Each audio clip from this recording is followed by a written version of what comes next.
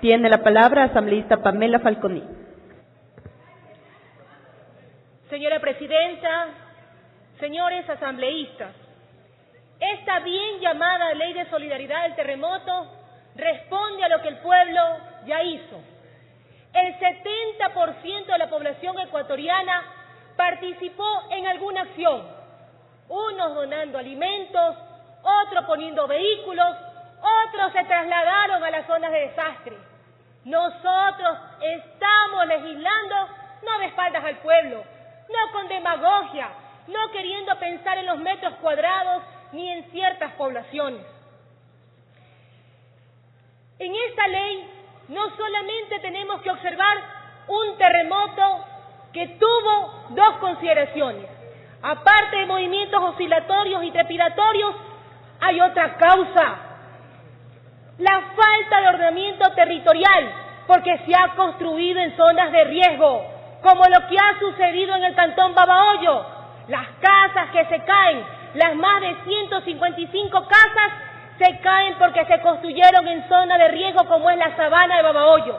En un área de 1 kilómetro se caen la totalidad de las viviendas. Lo mismo ha ocurrido en Manta. Muchas de las casas que colapsan en Manta son porque se construyeron en un lecho de un río que fue rellenado. Pero aparte también, no ha habido observancia de la norma técnica de construcción, es decir, terremoto, más falta de ordenamiento territorial por parte de los gobiernos autónomos descentralizados y también falta de conocimiento de los ciudadanos de la norma técnica, tenemos las víctimas y el desastre en cada uno de los territorios. Adicionalmente, tenemos que observar que los lugares donde tenemos víctimas y donde tenemos las mayores tragedias confluyen dos variables, que es la pobreza y la desigualdad. En Babahoyo el panorama no es más lejano de lo que sucede en Manabí o en Esmeralda. No tenemos víctimas que lamentar, pero sí tenemos un desastre que va por la pérdida de las viviendas, pero también hay un drama social, un drama que requiere reubicación, un drama que requiere hacer pensar en una vida digna a la gente, un drama que requiere verse a largo plazo, no con la inmediatez de entregar una ayuda, una ración alimenticia, sino pensar en el futuro. Esta misma reconstrucción tiene que hacerse pensando en no afectar zonas o infraestructura que ya están establecidas.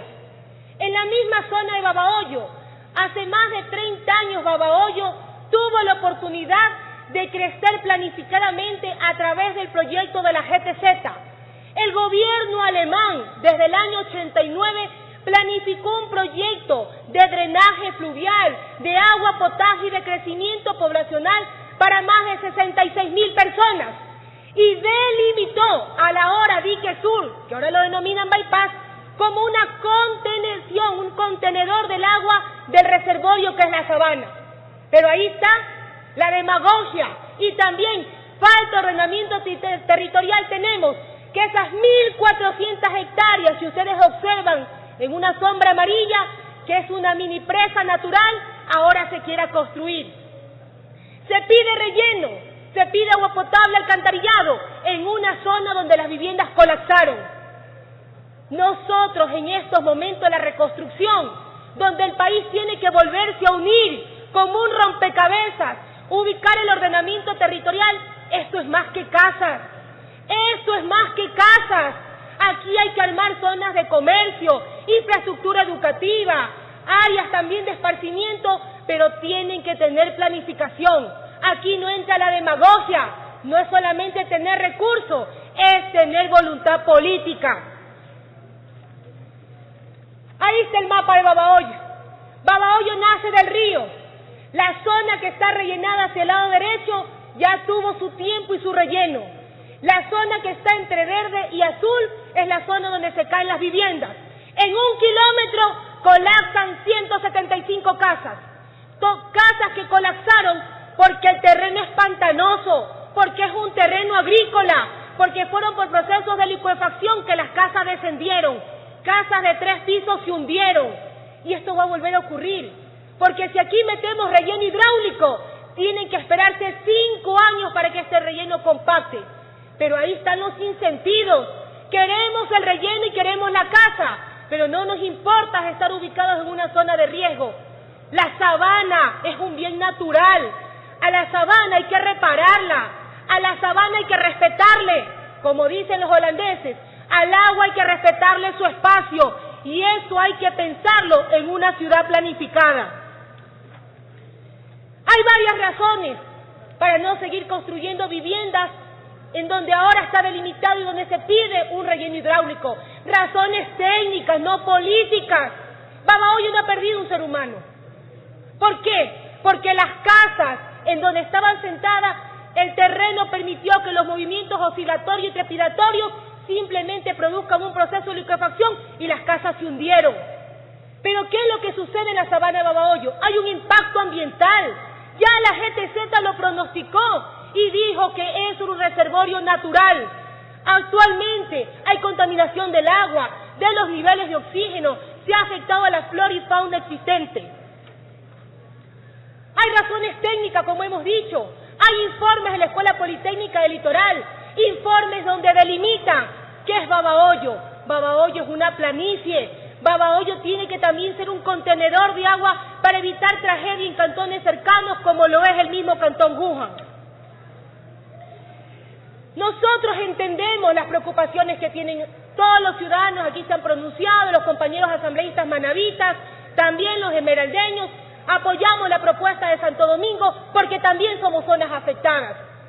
No solamente es pensar en viviendas, como digo, hay que pensar en actividades complementarias. Al que se le cayó la casa no tiene trabajo, al que se le cayó la casa necesita un bono, al que se le cayó la casa no tiene una fuente de ingreso. Por eso es importante también invertir estos recursos de la ley para tener un informe, información cruzada de alerta temprana de inundaciones, como también requiere Manabí en la reparación de todos los sensores de alerta sísmica, porque eso también va en ámbitos de la prevención de los desastres naturales.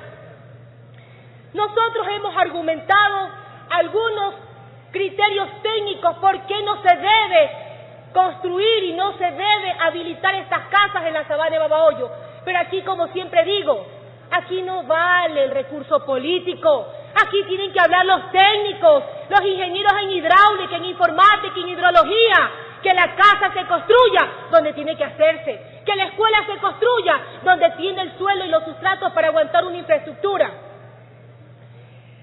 Ahí está el cuadro. En total, en la provincia de Los Ríos, 469 casas entre colapsadas y afectadas. Se habla de un promedio de 155 casas totalmente destruidas en Babahoyo. Esta cifra se puede magnificar y de lo que hemos conocido llegar hasta más de 170 casas. Hay varios criterios y yo aquí les invito a todos los ciudadanos también que están siendo parte del seguimiento de la ley, porque aquí estamos levantando fondos. Aquí no es plata de los asambleístas, aquí no es solamente recursos de un ministerio, son los ecuatorianos que van a aportar, van a donar, van a contribuir. Hay que respetar el artículo 375, hay que dar un hábitat seguro dentro de todos los enfoques de riesgo. En el artículo 390 también hay que darle responsabilidad a los gobiernos autónomos descentralizados que han permitido que se construya en zonas de riesgo. Yo planteo dentro de estos análisis que hace la misma Comisión de Régimen Económico, también que se circunscriba Manabí, como lo hemos conversado con los asambleístas de Santo Domingo. Hay una preocupación que Santo Domingo quiere verse reflejada. Un minuto, asambleísta. Nosotros tenemos afectaciones en el Cantón Babahoyo. Aquí sí, aplaudimos todos los alcances que ha hecho la Comisión de Régimen Económico y así hemos sido efectivos, porque hemos cuidado que la recaudación sea efectiva.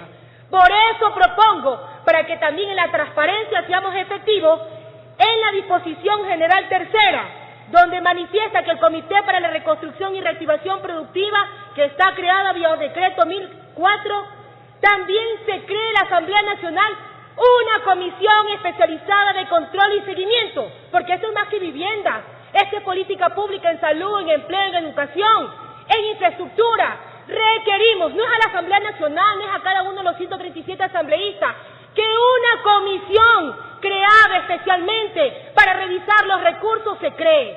una comisión que recoja criterios, voluntades políticas, pero que esté dando seguimiento para ser responsable con las contribuciones de los ecuatorianos. En el último párrafo se manifiesta que tendrá que recibir la Contraloría anualmente informe. Solicito que sea cada 6 meses que tengamos nosotros información de la auditoría que realiza la Contraloría General del Estado. Gracias, asambleísta.